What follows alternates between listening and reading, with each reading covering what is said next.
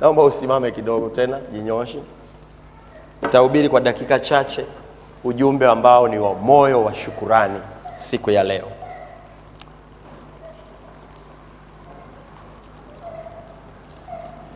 Naomba tusome ile Zaburi ya 136 ambayo ina mistari 26. Tutakuwa tunasoma kwa mtindo huu. Mimi nitaimba ile sehemu ya kuongozea, alafu wewe utakuwa unapokea ile chorus, kwa maana fadhili zake ni za milele. Amina. Zaburi ya 136. Kila mmoja ufuatilia kwenye Biblia yako.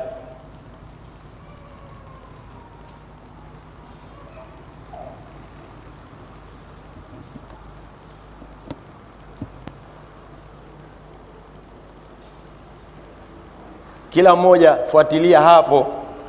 Naomba sasa utasema nyuma yangu, kwa maana fadhili zake ni za milele. Hii ni zaburi ya shukurani. Mshukuruni Bwana kwa kuwa ni mwema. Mshukuruni Mungu wa miungu. Mshukuruni Bwana wa mabwana. Yeye peke yake afanya maajabu makuu. Yeye aliyefanya mbingu kwa fahamu zake. Yeye aliyeitandaza nchi juu ya maji. Yeye aliyefanya mianga mikubwa. Jua litawale mchana. Mwezi na nyota zitawale usiku. Yeye aliyewapiga wa Misri kwa kuwaua wazaliwa wa kwanza wao. Kwa maana fadhili zako ni za milele. Akawatoa Waisraeli katikati yao. Kwa maana fadhili zako ni za milele. Kwa mkono hodari na mkono ulionyoshwa. Kwa maana fadhili zako ni za milele. Yeye aliyeigawa bahari ya Shamu. Kwa maana fadhili zake ni za milele. Akawavusha Israeli katikati yake. Kwa maana fadhili zake ni za milele. Akamwangusha Farao na jeshi lake katika bahari ya Shamu. Kwa maana fadhili zake ni za milele. Yeye aliyewaongoza watu wake jangwani. Kwa maana fadhili zake ni za milele. Sema kwa sauti kabisa, yeye aliyewapiga wafalme wakuu. Kwa maana fadhili zake ni za milele. Akawaua wafalme mashuhuri. Kwa maana fadhili zake ni za milele. Sihoni mfalme wa Waamori. Kwa maana fadhili zake ni za milele. Na Ogu mfalme wa Bashani. Kwa maana fadhili zake ni za milele. Akaitoa nchi yao iwe urithi. Kwa maana fadhili zake ni za milele. Urithi wa Israeli mtumishi wake. Kwa maana fadhili zake ni za milele. Aliyetukumbuka katika unyonge wetu. Kwa maana fadhili zake ni za milele. Akatuokoa na watesi wetu. Kwa maana fadhili zake ni za milele. Kila chenye mwili akipa chakula chake. Kwa maana fadhili zake ni za milele. Mshukuruni Mungu wa mbingu. Kwa maana fadhili zake ni za milele. Shukuruni Mungu wa mbingu. Kwa maana fadhili zake ni za milele. Shukuruni Mungu wa mbingu. Kwa maana fadhili zake ni za milele. Shukuruni Bwana ni mwema. Fadhili zake za milele. Shukuruni Bwana ni mwema. Mlango wa Haruni waseme. Wamchao Bwana na waseme.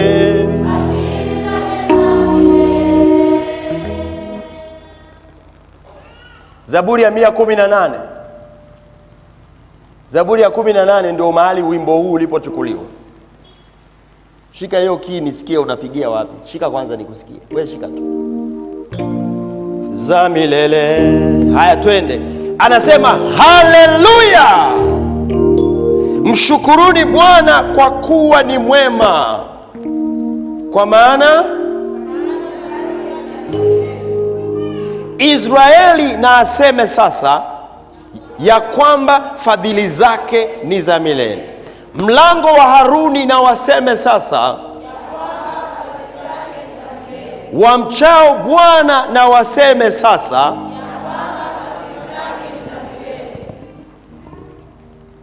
kuna makundi matatu ya watu yametajwa hapa, ambayo hayo makundi ni wakilishi.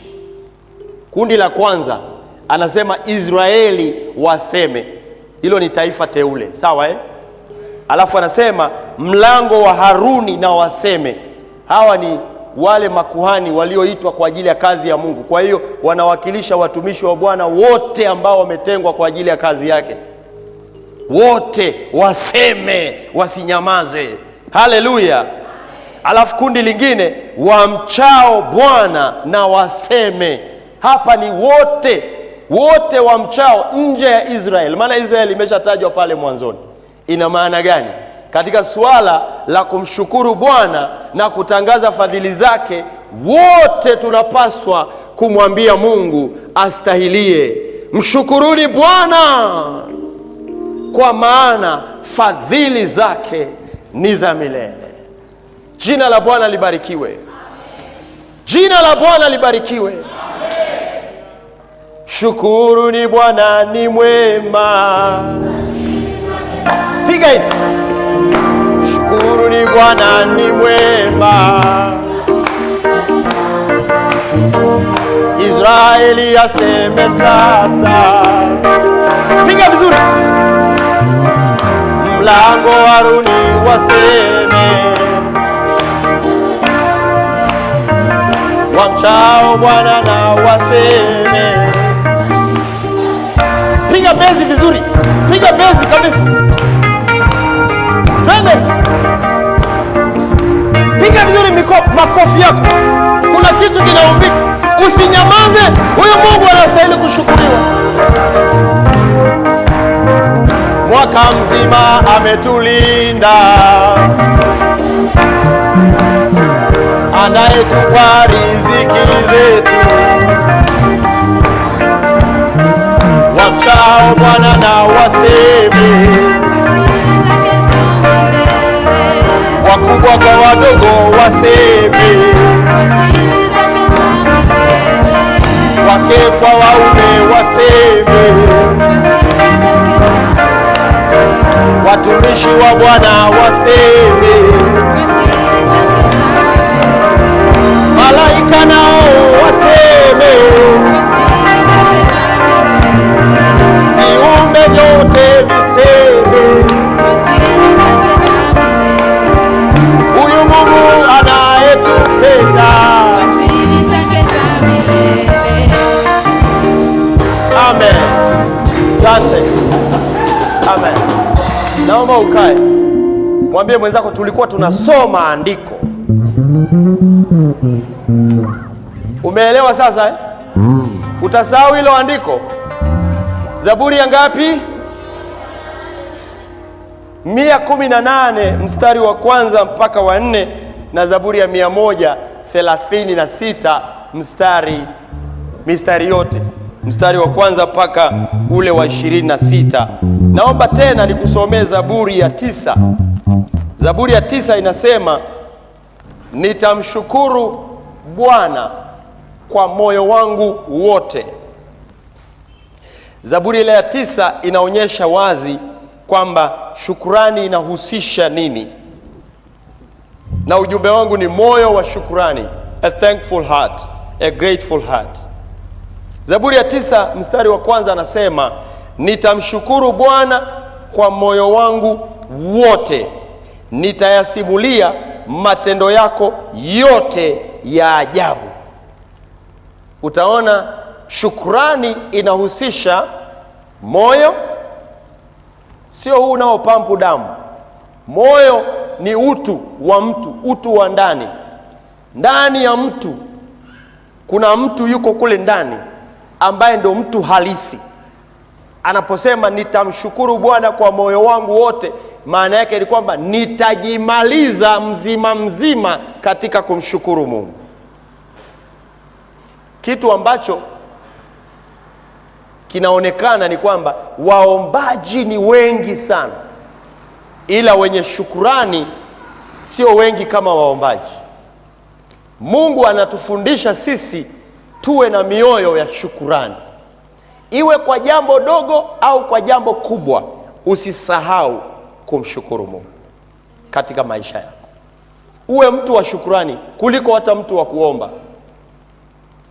Sawa? Yaani maombi yako yajazwe zaidi na kutambua wema ambao Mungu ameshatutendea kuliko kudai vitu vipya. Ndio maana yangu. Kama uko mbele za Bwana, elekeza moyo kwenye kutambua aliyotenda tayari kuzidi vile ambavyo tunasubiri sasa hivi. Maana ukiwa mtu wa kudai tu, ukawa unasahau baraka alizokupa tayari, moyo wako hautaridhika wala hutamwona Mungu katika uzuri, na Mungu hapendezwi na hali kama hiyo. Sasa tunaona moyo unahusika. Katika usomaji wangu wa Biblia nimegundua mambo ambayo Mungu anadai moyo wote. Moja, anadai kumpenda kwa moyo wote. Sawa? Alafu pia kwenye swala la kumtumaini, anasema mtumaini Bwana kwa moyo wako wote. Mungu hapendagi kuona kuna tumaini lingine umejiegesha mahali huku unasikilizia pia kwa Mungu. Hiyo Mungu hapendi. Kwamba kuna mahali umejiegesha huku unasikilizia yaani unasikilizia Mungu ajibu, ila kuna mahali pia umeweka ka booking kako. Mungu hapendezwi na hicho kitu.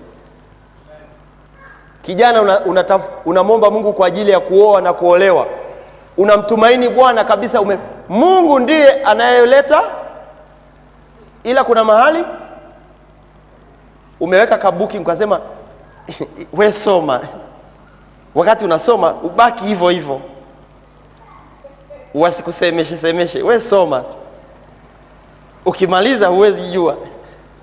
Mimi ndio huo unapokea simu yangu tu, huku unamsubiri nani?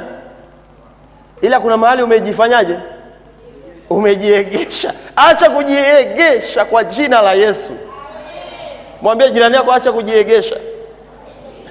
Mtumaini Bwana kwa moyo. Wewe jiachie tu, usipate shida. Unasikilizia kwa Mungu vipi? Vipi? Kimetiki mbinguni bado. We baki. Kwani kuna mtu ameshakuambia chochote? Yaani unaona kabisa huyu binti ya watu anapata anaanza kushtuka kwamba kwa nini wewe unafuatilia? Kwani umeshaambiwa chochote? Hapana. Endelea hivyo hivyo. Soma vizuri, si ndio? Soma. Na kuombea. Unasikilizia mbinguni, mbona Mungu hajibu? Unajiingiza kwenye matatizo. Huu mfano sijui umetoka wapi, ilikuwa hata sijakusudia kusema. Sijajua, inawezekana kuna mtu anayejiegesha. Acha kujiegesha. Kama unamsubiri Bwana, we msubiri tu 100%. Fumba macho yako, songa mbele. We imba tusema mbele nina endelea, kwamba nipate nsipate mbinguni nitafika. Hiyo ndio jambo la msingi kuliko mambo yote. Acha kujiege. Kwenye kutumaini Mungu anadai nini? Moyo wote. Unajua kusikia kuna watu anaagwa nyumbani anasema haka kaufunguo nako, kumbe ni kahirizi kafungiwa hapa. Kakae kwenye nani, kwenye suruali, ukifua usitoe, kumbe amefunga kichwa cha mjusi. Huku nasikilizia Mungu ajibu kwenye masomo yako, kumbe kuna kakitu umefungiwa. Kata kachome moto. Acha kujiegesha. Kumtumaini Bwana ni moyo, kumpenda moyo, kumshukuru kwa moyo. Kumbuka hayo mambo matatu. Mengine siku nyingine nitakupatia nikiyapata. Yenye moyo wote yote yanadai. Kumpenda, andika. Kumtumaini, kumshukuru. Haya mambo Mungu amedai moyo wote. Haya, twende. Nini maana ya shukrani? Wayunani wanatumia neno eukaristeo. Neno hili linamaanisha ile kusema tendo la kushukuru. Linamaanisha hivi mambo mawili. Jambo la kwanza, kuonyesha kwamba unawiwa. Nimependa sana hii namna walivyoiweka. Hali ya kuonyesha unawiwa kwa kile ulichotendewa. Yaani unahisi kuwiwa kwa vile ulivyotendewa. Yaani unaona kama unawiwa vile kwamba unaishi mwaka mzima uko hai, Disemba hii hapa tarehe 28 leo Jumapili ya mwisho, unahisi kuwiwa ndani yako kwamba ni kama una deni umeachiwa, kwamba haukustahili kutendewa. Hali ile ya kuwiwa ambayo minampelekea mtu anapata msukumo ndani wa kushukuru kwamba haikuwa jambo la kawaida. Hiyo ni maana ya kwanza, na yote yako kwenye maandiko. Neno hili linajitokeza mara 38 kwenye Agano Jipya. Maana ya pili ambayo ni rahisi, tunaijua sana, ni kuonyesha appreciation, to express appreciation. Hali ile ya kutambua wema, appreciation for the benefits of blessing, namna ile ya baraka uliopewa na wema uliotendewa. Unapo appreciate, ku appreciate ni kufanyaje?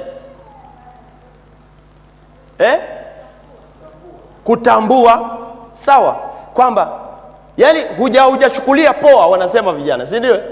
Yani umeappreciate kwamba ulichotendewa si alikuwa ni yeye tu kaamua. Unachukulia kwa uzito, yani you appreciate, unatambua kwa uzito. Hiyo ndio kushukuru, imebeba hayo maneno. Sasa nimesema tunamshukuru Mungu kwa moyo. Kabla ya neno tunaanzia moyoni, lakini pia tunashukuru Mungu kwa neno, kumwambia tu asante, hata kumwambia mtu asante. Kuna watu hata washukurugi, anakuambia umependeza, anakuambia mambo gani hayo? Mambo gani ya kusifiana saa hizi? Yani hajaumbiwa kabisa kushukuru chochote. Anakula sahani mpaka imekuwa yani imekauka kabisa, kiasi akigeuza hamna kinachodondoka, kavu kabisa. Anairudisha tu jikoni, anachapa mwendo. Mama asante kwa chakula. Au hata yule dada wa kazi, tunashukuru. Labda mama ukuingia jikoni, binti wa kazi ndio amepika siku hiyo. Sasa kwa sababu wewe unajiona wewe ndio bosi, mwajiri, unabugia sahani yako imekauka kabisa, haina kitu. Haya, chukua kaoshe, mwambie asante kwa chakula. Amen. Na atasema, sijui atasema asante kushukuru, wanasemaga hivi. Sasa kwa neno, maneno yana umuhimu sana. Jifunza kusema asante. Asante. Mimi kuna siku hadi na washukurugi dereva wale wa mabasi. Ameendesha, unakuta kilomita za kutosha, safari ndefu. Juzi tulitoka hapa mpaka Kigoma. Unafika kule unajiuliza, huyu mwanadamu ile gari lote nyinyi mnasinzia, yeye yuko macho. Amefika, unamwambia tunashukuru dereva, kazi njema umefanya, ajisikie vizuri. Yeye mnashuka tu. Haya, usije ukaanza wewe shukuru kadri unavyojaliwa, kadri iwezekanavyo. Jina la Bwana libarikiwe. Kwa moyo. Sasa mbele za Mungu ni zaidi. Kwa neno asante, lakini kwa tendo fanya jambo la shukurani. Nashukuru kwamba Transformational Youth wametambua, yani hata ile kwamba wameadhimisha lile wiki lao, wanaona wanawiwa bado, si kwa uweza, si kwa nguvu. Wamekuja wanashukuru mbele za Mungu kwa sadaka. Kwa hiyo tunashukuru kwa tendo la kutoa sadaka. Sadaka, Biblia inasema Zaburi ya 50 mstari ule wa 23, atoae dhabihu za kushukuru ndiye anayenitukuza. Atoae dhabihu za kushukuru ndiye anayenitukuza, naye autengenezaye mwenendo wake nitamwonyesha wokovu wa Mungu. Kila sadaka unayotoa, weka moyo wa shukurani. Kuna siku nyingine nikiwa natoa zaka, nimesikia msukumo ndani, ongeza ipi? Ya shukurani. Mimi utaratibu wetu wa sadaka kwa wachungaji, zaka ni tuna control number yetu. Kwa hiyo ni mimi ndio ninajua, nasikia moyoni ongeza ipi? Kwa kushukuru pia humo. Kwa hiyo naongeza kule kwenye control number, ikisoma wao wanajua tu ni zaka, ila mimi najua humu ndani kuna kitu ambacho Mungu amenisemesha moyoni kwamba si tunajua ni 10%, kwamba ukikata 10%, si hakuna shida, umefanya haki. Lakini ukasikia moyoni nenda zaidi, mimi nafanya hivi, sio wewe, mimi. Ina maana hata ile sadaka ya ibada tunasemaga, wengine wanaita ya kawaida. Hamna sadaka ya kawaida, sadaka ya ibada, sadaka ya daima, sadaka tunayoleta mara kwa mara, ile ambayo kila unapokuja mbele za Bwana na unakumbuka sadaka ile, nayo unapoitoa, toa kwa moyo uliojaa nini? Shukrani. Haya, sadaka ya shukrani yenyewe, kama kuna ya shukrani, hiyo nayo ya shukrani. Hata ile ambayo inapokuja huku haionyeshi sura ya shukrani, lakini moyoni mwako imetoka kwa shukrani. Zaka yako umetoa kwa shukrani. Toi tu kwamba nalipa, nimemalizana na Mungu. Haya, fungua milango na madirisha yaliyo juu. Si umeahidi Malaki 3:10 na ngapi? Fungua sasa madirisha yaliyo juu, mvua ya baraka inyeshe. Hatufanyi hivyo. Unafanya kwa unyenyekevu, unamwambia Mungu asante kwa kiwango cha kipato ulichonipa mpaka hapa nilipofika. Asante na kutolea zaka yangu. Hii 90 yenyewe iliyobaki sio ya kwangu, nashukuru umeniachia. 10 nayotoa sio ya kwangu, nashukuru unaipokea. Yaani umejaa hivyo shukurani kila mahali. Jina la Bwana libarikiwe. Kabla ya kula unashukuru, baada ya kula wangapi wanashukuruki baada ya kula? Kwamba sasa tumemaliza kula, sasa tuombe. Baba ni wachache, ila kabla ya kula wengi tumeshazoea hiyo. Kwanza watu wanaogopa kama kuna chochote kibaya kitashughulikiwa na maombi. Kwa hiyo wengine huwa wanakemea pia, wanasema takase, wanatanguliza pale, Baba kitakase. Wakisema kitakase, akilini mwao wanajua kitu. Kama kuna kitu kako humu ndani, Bwana tafuta. Si amesema hata mkinywa kitu cha kufisha hakitawadhuru kama. Naomba ujifunze, ukishiba fanyeni na ibada fupi pale mezani. Sema Baba ninakushukuru, tumbo hilo hapo umeshukuru. Angalia Biblia inavyosema hadi kwenye mambo ya kula. Acha kubugia. Wengine saa nyingine ile spidi ya njaa, unakumbukia maombi, chakula kiko hapa, unawaza nitapike au nimeza. Unameza, Baba hii ya mkononi, ya kwenye sahani na iliyotangulia tumboni, yote uyabariki.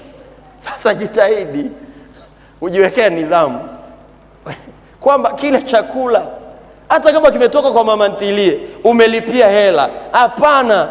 Yule mama angechanganyikiwa ghafla, akili kavurugika pale katikati, angefanya jasho lote hivi humo ndani kitendo kwamba hajachanganyikiwa na akili timamu, kikaiva, pilau imekaa vizuri pale. Nyie wanafunzi mnaita wajasi, bado siku hizi ni kwa wajasi. Basi umeenda pale, umekileta pale, asante Mungu. Kwanza ulionekana kuanzia mashambani, mipunga ilipolimwa, hawakuchanganyikiwa wakulima, na mambo yote yameenda vizuri na kushukuru. Yaani unaweza kaomba maneno mawili, ila ndani sentensi nyingi zimepita hapo. Moyo wa shukrani, watu wanaoshukuru huwa wanatajirika. Na mimi nahubiria matajiri. Wewe jifunza tu kushukuru, utaona tu. Utashangaa 2026 unapomaliza mwaka umeshakuwa tajiri fulani. Maana vitu vizuri vinafuata wenye moyo wa shukrani. Kumbukumbu 8:10. Nawe utakula ushibe. Alafu Kumbukumbu 8:10. Angalia hapo Mungu anavyoongea. Ni Mungu anayeongea kwa kinywa cha Musa. Nawe utakula ushibe. Kama hujafunga, kula na kushiba ni jambo la Mungu, jambo zuri kabisa. Haya, nawe utakula ushibe. Alafu malizia sentensi inayofuata. Utamshukuru Bwana Mungu wako kwa nchi nzuri aliyokupa. Unafikiri nchi nzuri aliyokupa ni Israeli peke yake? Kwani Tanzania sio nzuri? Tanzania ni nchi nzuri sana, tuipende, tuiombee, tuwapende Watanzania wenzetu, tuwatakie mema. Ambao hawajakaa vizuri tuwaonyooshe kwenye maombi wafanye vema. Tanzania ni nchi nzuri, kwa nchi nzuri aliyokupa. Nenda nchi zingine ndio utajua ilivyo nzuri hii nchi yetu. Bado utajiri mwingi umetulia huko maeneo mengi, tuna ardhi ya kutosha. Leo ukiamua tu ukasema naenda kuanzisha kijiji changu, ukahama hapa, ukawa na hela ya kuweka sola, maji uweze kuchimba na uweke fensi yako, sola, umeme wako wa kujitosheleza hapo, unaenda tu mahali unapata eneo kubwa, eka za kutosha, alafu unaanzisha kijiji chiko hapo, unamtukuza Bwana. Nchi nzuri. Kuna ardhi maeneo ambayo hayajaguswa kabisa. Mshukuru Bwana.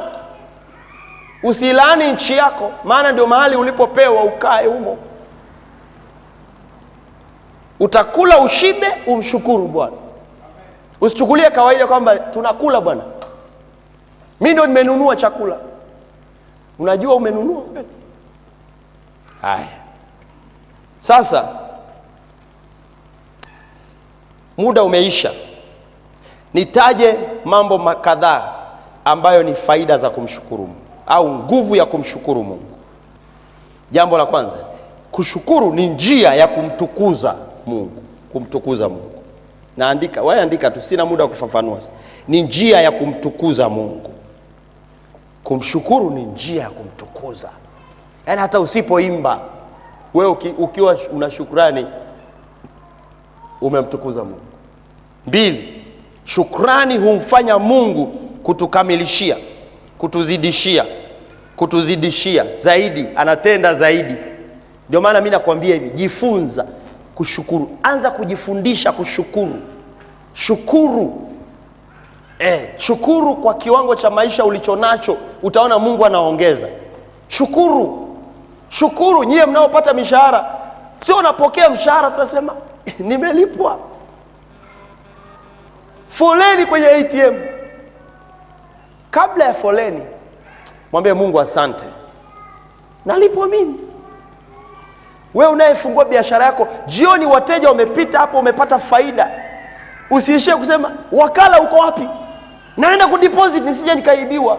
Wakati unafanya hayo yote, sema Mungu, mimi ndo unanipa faida leo, asante. Shukuru. Shukuru, tambua, appreciate, tambua. Sema amen.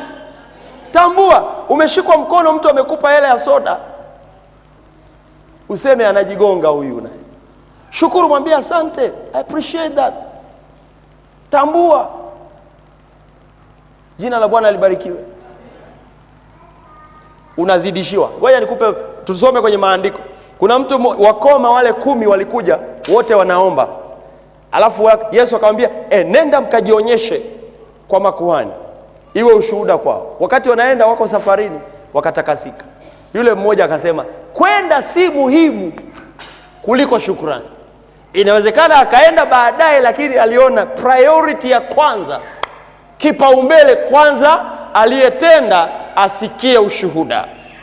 Biblia inasema katika Luka sura ile ya 17, Luka sura ya 17 mstari ule wa 15, tuone yule mtu ambaye aliponywa ukoma na Msamaria yule alivyorudi, nini kimetokea. Sura ya 17 mstari wa 15, Biblia inasema, na mmoja wa wale wagonjwa alipoponywa, alipoona ametakasika, alipoona amepona, alipoona kwamba amepona, alirudi huku akimtukuza Mungu kwa sauti kuu. Wakoma ni watu ambao wamezoea kupiga kelele. Unajua kelele yao ilikuwa ni ipi? Kelele mbaya sana. Kelele yao ilikuwa, na walifundishwa kwenye mambo ya leo, imeandikwa hivi, anatakiwa aweke mkono hivi kwenye hichi kinaitwaje, mustache hapa juu panaitwaje. Mtu akifanyaga hivi maana yake anataka sauti iende mbali, sawa Walitakiwa wanaweka mkono hivi, alafu anapiga kelele, anasema ni najisi, ni najisi, anapita mtaani. Just imagine mtu apite mjini hapa, kazi yake ni kujitangaza, ni najisi. Maana yake ukimwona ukae mbali. Wamezoea kupiga hizo kelele. Siku walipokutana na Yesu hawakusema ni najisi, wakasema Yesu mwana wa Daudi uturehemu. Na Yesu hakuchelewa, akamwambia nendeni mkajionyeshe. Maana yake as you go, nendeni mkajionyeshe. Tangazo limeshatolewa na mfalme aliye mkuu zaidi ya makuhani. Sasa wakati wanaenda wakatakasika, wanashangaa tumekuwa wazima. Yule mmoja akasema mimi narudi. Alipoona amepona, amerudi, akaanguka kifudifudi miguuni pa Yesu, akamshukuru. Naye alikuwa Msamaria. Wakati anamtukuza Mungu, sauti haikuwa ile ya siku zingine za kusema ni najisi. Sauti ya leo imekuwa kubwa. Amesemaje?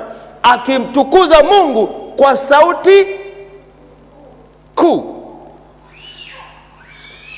Pengine alikuwa na rukaruka, ameshakuwa na afya, amerudi sasa.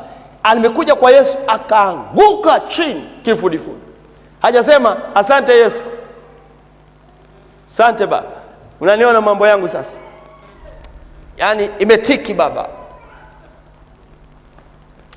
ulinitamkia mambo yamenyooka hivi. Alivyorudi kwa Bwana alifanyaje? Alianguka kifudifudi. Ni posture ya kiibada. Myahudi katika Mashariki ya Kati, mtu akifanya hivyo ameishia kwenye ibada. Anasema akaanguka kifudifudi miguuni pake. Moyo wote uko hapo ili tu aseme neno moja, akamshukuru. Alifanya ibada ya staili hiyo, naye alikuwa Msamaria. Sasa Yesu anamwambiaje? Hawakutakaswa wote kenda, wote 10, wale kenda wako wapi? Alafu anasema hawakuonekana waliorudi kumpa Mungu utukufu ila mgeni huyu. Yeye akamwambia, inuka, enenda zako, imani yako imekuokoa. Sasa baada ya shukrani angeweza kwenda kujionyesha kwa makuhani, lakini angalia, amepokea zaidi ya wale walioenda kujionyesha kwa makuhani. Huyo amepokea baraka zaidi. Imani yako imekuokoa, imani yako imekuokoa. Kumbe kushukuru ni tendo la imani. Jina la Bwana libarikiwe. Basi tuwe watu wa shukrani, tujifunze kushukuru. Amina. Moyo wa shukrani huwa ulalamiki. Acha malalamiko.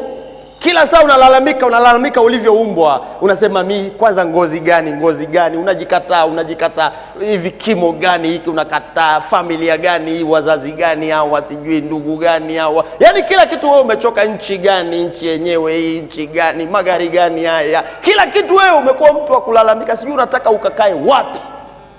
Hebu anza kusema, Baba nakushukuru. Nashukuru kwa wazazi wema, nashukuru kwa kanisa zuri. Mwingine akija kanisani hapa anapiga sawa, mchungaji gani, wanaangalia juu mpaka chini, neno aliingii. Hebu jaa shukrani. Mwingine ameoa, anaangalia mke wake, mke gani hivi, mwanamke gani hivi. Mwingine anamwangalia mume wake, za mwanaume suruali, wewe unataka avae nini, sketi.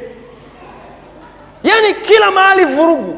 Hebu tuwe watu wa shukrani. Amina. Kuna siku nikimshukuru Mungu kwa ajili ya mke wangu, sema uongo. Na huwa nasema, Mungu asante kwa mke wangu nikiwa naye. Najua namshukuru Mungu kwa ajili yake. Wewe mara ya mwisho lini umemshukuru Mungu kwa ajili ya wazazi wako? Wanandoa mlioko hapa, hebu punga mkono. Leo kafanya mazoezi zaidi. Sema asante Mungu kwa huyu mke wangu. Na asikie hivyo. Na wanaume ndio nawapa kazi, nyewe ndio nawapa kazi, mwanze ninyi. Anzeni, sema amen. Mshukuru Mungu kwa ajili yake. Alafu na yeye utaona tu anavyojisikia. Utaona haongei sana.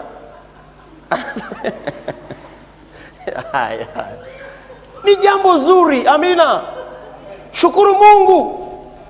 Kuna watu kila kitu wanatafuta perfectionist. Kanisa gani hili kwanza? Kanisa lenyewe liko kwenye ukumbi. Sasa kama liko kwenye ukumbi, wewe umefuata nini hapa? Samahani. Sasa kama ushukuru haujaridhika bado, upo su. Si bora uwepo kabisa, ukae vizuri, umshukuru Bwana kwa sababu ya mahali Bwana alipotupatia. Kuna mtu ananielewa hapo?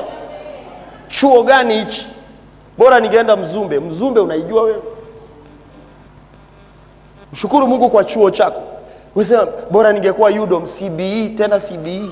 Nani amekwambia CBE? CBE na shida gani? Shukuru Bwana kwa hiyo, kwa nafasi Mungu aliyokupa. Kuna watu maisha yao yote ni kutafuta jambo jipya. Kila alichonacho hakifai. Kiatu gani hichi?